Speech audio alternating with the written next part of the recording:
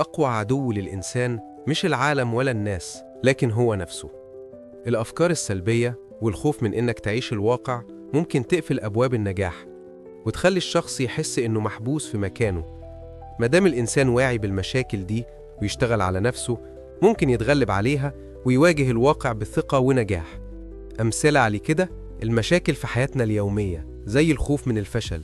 كتير من الناس بتقف عنده فكرة ويكون جاهز إنه ينفذها وبيسأل نفسه طب لو فشلت هعمل إيه؟ الحل: جرب خطوات صغيرة وخلي الفشل درس ليك، وخليك مستعد تجرب وتتعلم. الشك في النفس لما الشخص يحس إنه مش قادر بيبدأ يتراجع عن قرارات مهمة.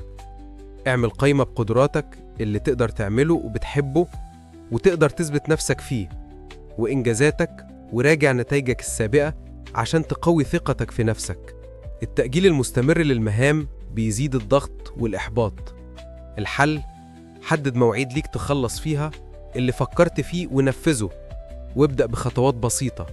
ما تخليش الفرصة تفوت، لأن وقتك هو أغلى حاجة عندك ولازم تستغله صح.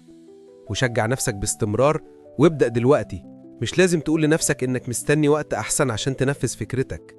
وخليها هدف، ودامك وبإصرارك وعزيمتك هتحقق نجاحك وتثبت نفسك. النجاح مش بيجي من غير تعب، لكن لما تبدأ وتستمر هتحس بفرق كبير في حياتك وشغلك. خلي إصرارك هو مفتاح نجاحك.